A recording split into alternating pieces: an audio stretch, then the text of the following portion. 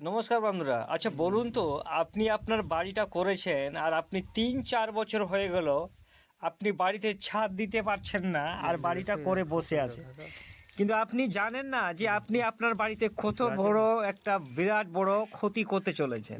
যে এরকম 2 বছর, 3 বছর, 4 বছর, 5 বছর বাড়িটা ছাদ লেভেল পর্যন্ত করে রেখেছি, পরে ছাদ করব।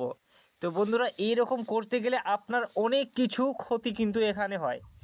সর্বপ্রথম ক্ষতি যে আপনার যে ইটের গাঁথুনিটা আছে সেটাতে মানে হাওয়া বাতাস থেকে শুরু করে সব কিছু করার ফলে এখানে কিন্তু কি হয় যে আপনার এখানে ইটের যে গাঁথুনিটা আছে, বালিগুলো, ওই বালিগুলো কিন্তু দেখবেন যে ড্যামেজের মতো হয়ে যায়।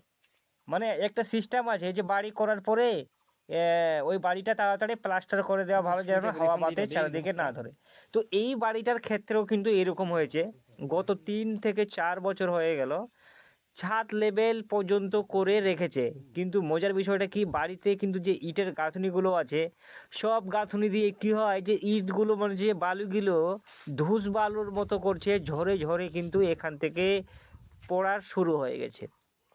আর সেক্ষেত্রে কী হয়েছে, যেগুলো মানে বিমগুলো আছে, কলমগুলো আছে, যেগুলোতে মানে একটু হানিকমের মতো আর কি, গাঞ্জার মতো একটু বেরোচ্ছে, সেগুলোতে রডগুলো কিন্তু অনেকটা মানে ড্যামেজের মতন হয়ে গেছে আর কি। তো আমাদের বিশেষ করে গ্রামে গঞ্জের দিকে একটা প্রচলন আছে যে বাড়িটা করে ইটের ছাদ লেভেল পর্যন্ত করে রাখলাম, 1 বছর পর্যন্ত রাখলেন ঠিক আছে, কিন্তু আপনি 4 বছর, 3 বছর, 5 বছর পর্যন্ত চলে যাচ্ছে, তাও আপনার ছাদটা আপনি দিতে পারছেন না।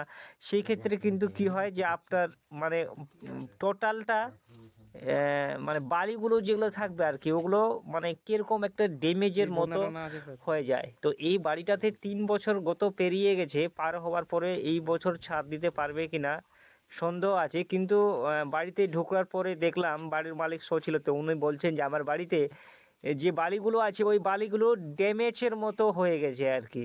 মানে ওটাতে কোনো আর যে একটা স্ট্রং হয় ওই স্ট্রংটা আপনি দেখতে পাচ্ছেন না। আর বিশেষ করে বাড়িতে নোনা ধরার মতো যেগুলো দিয়ে জল টল পড়েছে আর কি, যেভাবে নোনা টোনা ধরে সেভাবে কিন্তু হয়ে গেছে।